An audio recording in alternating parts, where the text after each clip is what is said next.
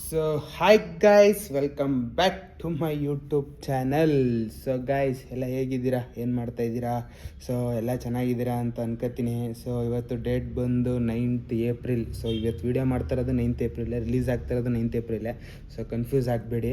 So ಇವಾಗ time ಬಂದು guys ನಿಮ್ಗೆ ತೋರಿಸ್ತೀನಿ ನೋಡಿ. ಸೊ 3:45 ಆಗ್ತಿದೆ, 3:40 ಹತ್ತತ್ರ. ಸೊ ನೋಡಿ, ಡೇಟು ಕೂಡ ತೋರಿಸ್ತೀನಿ. ಸೊ ಗೈಸ್, ಇವಾಗ ನಾನು ಆ್ಯಕ್ಚುಲಿ ಇವತ್ತು ತರಿಸ್ದೆ. ಸೊ ಒಂದು ಮೂವಿ ರಿವ್ಯೂ ಕೊಡೋಣ, ಯಾಕಂದರೆ ನಾಳೆ ಒಂದು ಸ್ವಲ್ಪ ಇದಿದೆ, ಒಂದು ಬೇರೆ ಥರ ಪ್ಲ್ಯಾನ್ ಮಾಡಿದ್ದೀನಿ ಕಂಟೆಂಟು. ಬಟ್ ಏನು ಮಾಡ್ತೀನೋ ಗೊತ್ತಿಲ್ಲ, ಯಾಕಂದರೆ ಬ್ಯುಸಿ ಇದೆ ಶೆಡ್ಯೂಲ್. ನೋಡಿ, ಇವತ್ತಿನ ವೀಡಿಯೋ 3:45 ರೆಕಾರ್ಡ್ ಮಾಡ್ತಾಯಿದ್ದೀನಿ. ಸೊ ವರ್ಕೆಲ್ಲ ಮಾಡಿ ಮುಗಿಸಿ ಇವಾಗ ಕೂತಿದ್ದೀನಿ. ಸೊ ಇವತ್ತಿನ ಯಾವ ಮೂವಿ ರೆಫರೆನ್ಸ್ ಮಾಡ್ತಾ ಇರ್ತೀನಿ ಅಂತ ನಿಮ್ಗೆ ಆಲ್ರೆಡಿ ಗೊತ್ತಾಗೋಗಿರುತ್ತೆ ಗಾಯ್ಸ್. ಸೊ ತಮ್ಮನಿಲ್ ನೋಡೆಲ್ಲ ಗೊತ್ತಾಗೋಗಿರುತ್ತೆ, ಇರಾಟ ಅಂತ. ಸೊ ಸಿಕ್ಕಾಪಟ್ಟೆ ಸಖತ್ತಾಗಿದೆ ಮೂವಿ. ಇದು ಬಂದು ನೆಟ್ಫ್ಲಿಕ್ಸಲ್ಲೇ ಇರೋ ಅಂಥ ಮೂವಿ. ಸೊ ನಿಮಗೆ ಬೇಕಾದರೆ ಪೋಸ್ಟರ್ ಕೂಡ ತೋರಿಸ್ತೀನಿ.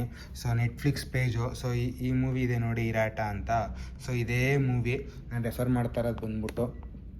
ಸೊ ಇದು ಮೇಯ್ನ್ ಲ್ಯಾಂಗ್ವೇಜ್ ಬಂದ್ಬಿಟ್ಟು ಲೈಕ್ ತಮಿಳು ಗೈಸ್. ಸೊ ಒಂದು ನಿಮಿಷ ಕ್ಲಾರಿಟಿಯಾಗಿ ಕೊಟ್ಬಿಡ್ತೀನಿ.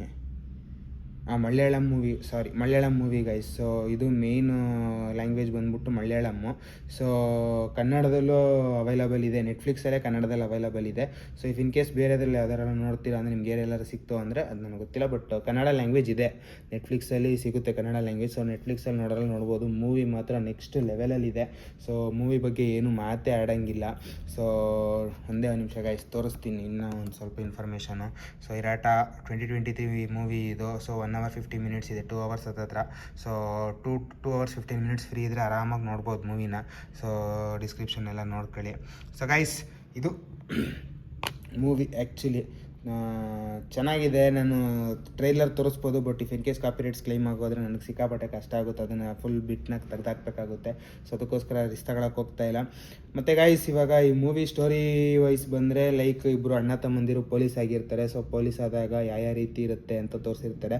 ಅದಾದಮೇಲೆ ಸ್ಟಾರ್ಟಿಂಗಲ್ಲೇ ಒಬ್ಬ ಶೂಟೌಟ್ ಮಾಡ್ಕೊಂಡು ಅಂದರೆ ಶೂಟಾಗಿ ಸತ್ತೋಗಿರ್ತಾನೆ. ಬಟ್ ಅದು ಸೂಸೈಡಾ ಅಥವಾ ಯಾವುದು ಅಂದರೆ ಸಾಯಿಸಿರೋದ ಅನ್ನೋದ್ರ ಮೇಲೆ ಸ್ಟೋರಿ ಹೋಗುತ್ತೆ. ಅದನ್ನೇ ಎನ್ಕ್ವೈರಿ ಹೆಂಗೆಲ್ಲ ನಡೆಸ್ತಾರೆ ಅನ್ನೋ ಥರ ಸ್ಟೋರಿ. ಒಂದು ಸ್ಟೇಷನಲ್ಲಿ ನಡೆದಿರೋ ಮೂವಿ ಇದು ಆಲ್ಮೋಸ್ಟು. ಸೊ ಚೆನ್ನಾಗಿದೆ ಗೈಸ್, ಮೂವಿ ಮಾತ್ರ ನೆಕ್ಸ್ಟ್ ಲೆವೆಲಲ್ಲಿದೆ. ಯಾವ ಲೆವೆಲ್ಗೆ ಅಂದರೆ ನಾನೇನು ಹೇಳಲಿ, ಸಿಕ್ಕಾಪಟ್ಟೆ ಸಸ್ಪೆನ್ಸ್ ಥ್ರಿಲ್ಲರ್ ಸಖತ್ತಾಗಿದೆ. ಸಸ್ಪೆನ್ಸ್ ಆಗೂ ಇದೆ, ಥ್ರಿಲ್ಲರ್ ಆಗೂ ಇದೆ.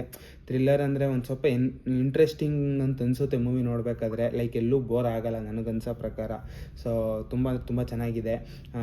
ಅದರಲ್ಲಿ ಅಣ್ಣ ತಮ್ಮ ಇಬ್ಬರೂ ಒಂದು ಸ್ವಲ್ಪ ದೂರ ಆಗೋಗಿರ್ತಾರೆ ಯಾವುದೋ ಒಂದು ವಿಷಯಕ್ಕೆ. ಸೊ ಆ ವಿಷಯ ಏನು ಅಂತ ನೋಡಬೇಕು ಅಂದರೆ ಹೋಗ್ಬಿಟ್ಟು ಮೂವಿ ನೋಡಿ. ನಾನು ಅದೆಲ್ಲ ರಿವೀಲ್ ಮಾಡ್ಕೊತಾ ಕೂತ್ಕೊಂಡ್ರೆ ಕಷ್ಟ.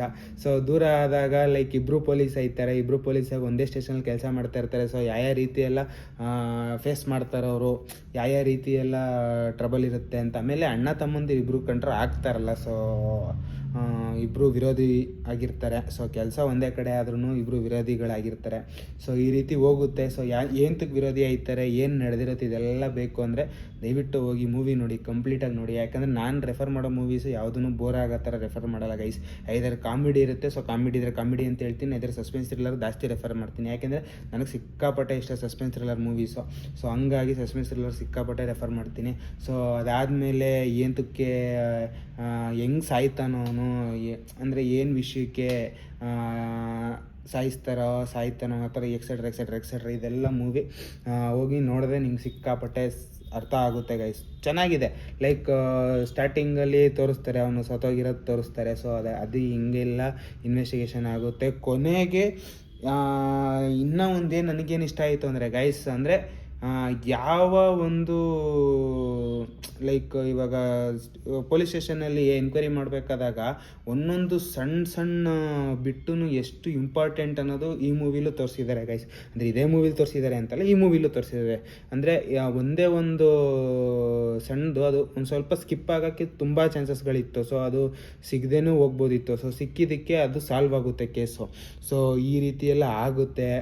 ಅಂತ ತೋರಿಸಿದ್ದಾರೆ. ತುಂಬ ಚೆನ್ನಾಗಿ ಎಲ್ಲ ಎಕ್ಸ್ಪ್ಲೇನ್ ಮಾಡಿದ್ದಾರೆ.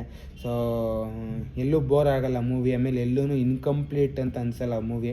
ಸೊ ಕಂಪ್ಲೀಟಾಗಿ ಎಲ್ಲ ಚೆನ್ನಾಗಿ ಇದಾಗಿದೆ. ಸೊ ಕ್ಲೈಮ್ಯಾಕ್ಸ್ ಮಾತ್ರ ನೆಕ್ಸ್ಟ್ ಲೆವೆಲಲ್ಲಿದೆ. ಸೊ ಲಾಸ್ಟ್ ಒಂದು 20 to 30 minutes guys next level ಇದೆ. ಅಂದರೆ ಮೂವಿ ಇರೋದೇ 1 hour 50 minutes ಅಂತ ಅನ್ಬೋದು. ಓಕೆ 15 to 20 minutes ಅಂತಲೇ ಇಟ್ಕೊಳ್ಳಿ. ಸೊ ನೆಕ್ಸ್ಟ್ ಲೆವೆಲ್ ಕ್ಲೈಮ್ಯಾಕ್ಸ್ ಇದೆ ಮಾತ್ರ. ನನಗೆ ಸಿಕ್ಕಾಪಟ್ಟೆ ಬೇಜಾರಾಯಿತು ನೋಡ್ಬಿಟ್ಟು.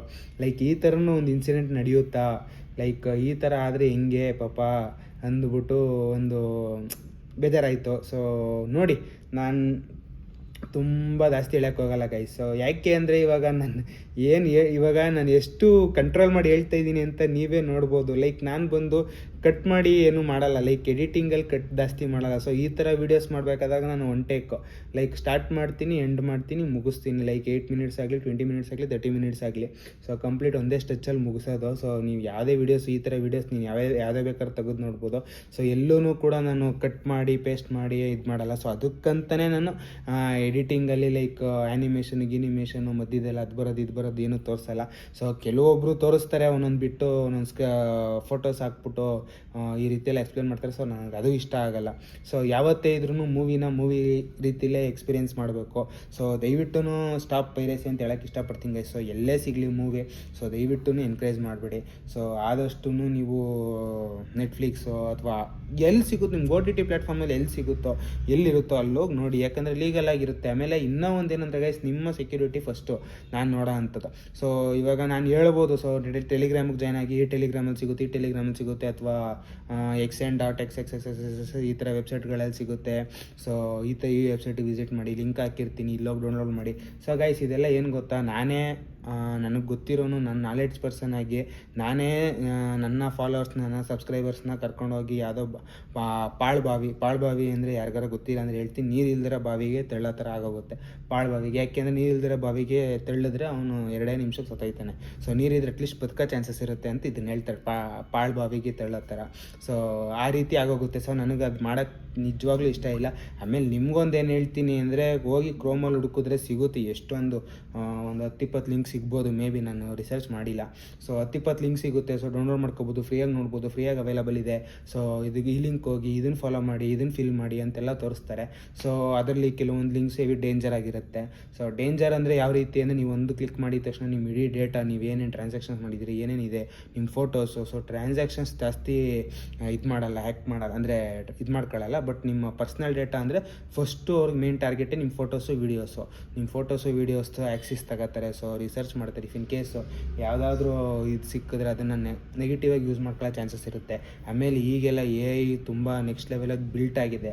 ಸೊ ಇದಕ್ಕೋಸ್ಕರ ಗೈಸ್ ನಾನು ಪ್ರತಿಯೊಂದು ವೀಡಿಯೋದಲ್ಲೂ ಲೈಕ್ ನನ್ನ ಮೂವಿ ಬಗ್ಗೆ ಅರ್ಧ 50% ಅಷ್ಟು ಮಾತಾಡಿ, ಇನ್ನು 50% ಈ ಥರ ಇನ್ಫಾರ್ಮೇಷನ್ ಎಂತ ಕೊಡ್ತಾ ಇರ್ತೀನಿ ಅಂದರೆ, ಸೊ ದಯವಿಟ್ಟು ಇವಾಗ ಏನು ಗೊತ್ತಾ, ನೀವು ಈ ಮೂವಿ ನೋಡಬೇಕು ಅಂತ ಬಂದಿರ್ತೀರ, ನಂದು ಪ್ರೀವಿಯಸ್ ಮೂವಿ ರಿವ್ಯೂಗಳು ನೋಡಿರಲ್ಲ.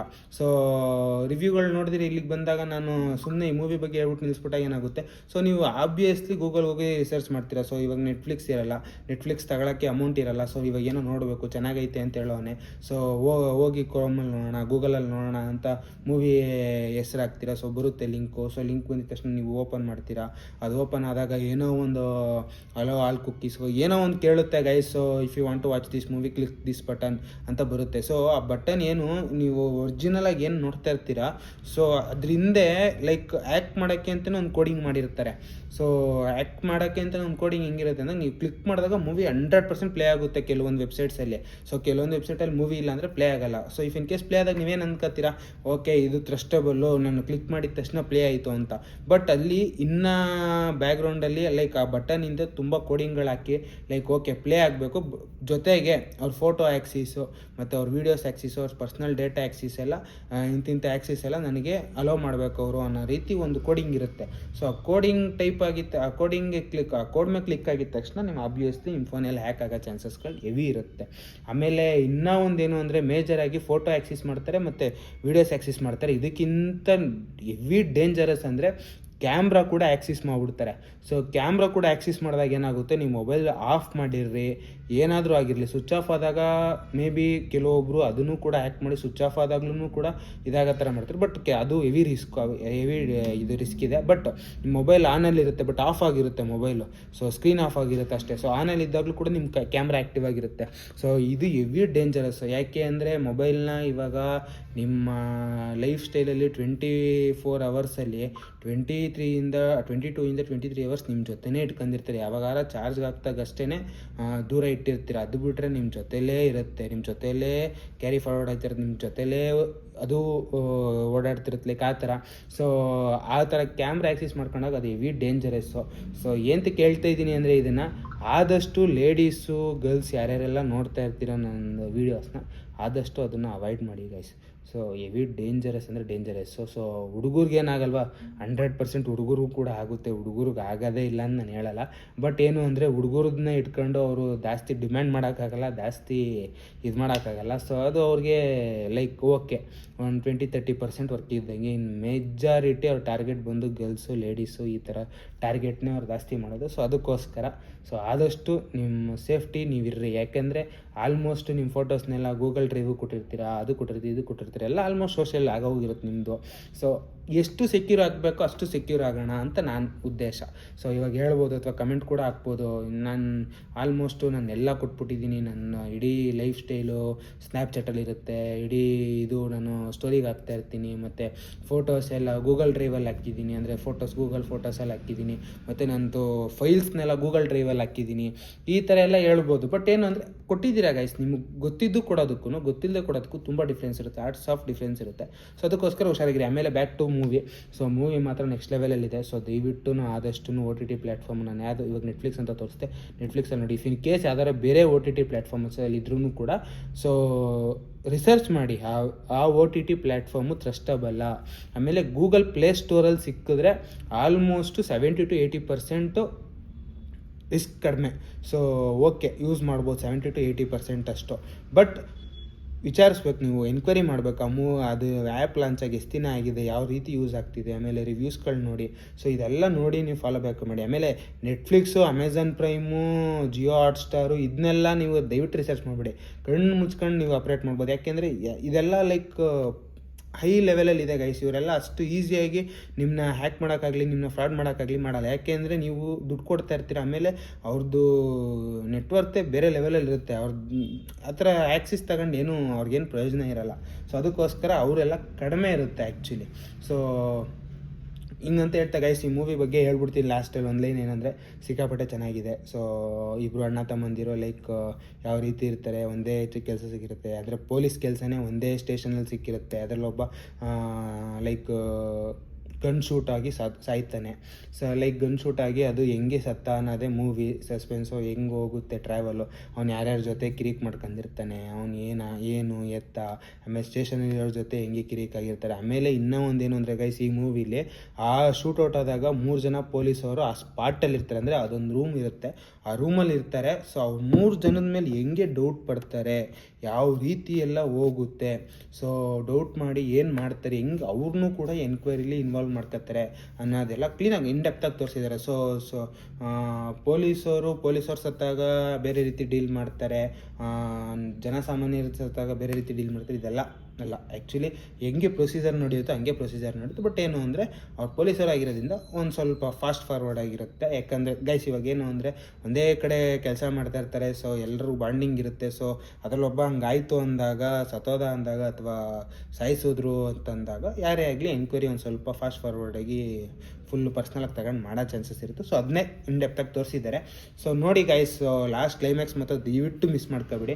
ಸೊ 10-15 ಮಿನಿಟ್ಸು 10-15 ಮಿನಿಟ್ಸೇ ಆಲ್ಮೋಸ್ಟು 20 ಮಿನಿಟ್ಸ್ ಮೇಲೆ 20 ಮಿನಿಟ್ಸ್ ಲಾಸ್ಟ್ 20 ಮಿನಿಟ್ಸು ಸಿಕ್ಕಾಪಟ್ಟೆ ಸಖತ್ತಾಗಿದೆ ಮೂವಿ ಮಾತ್ರ.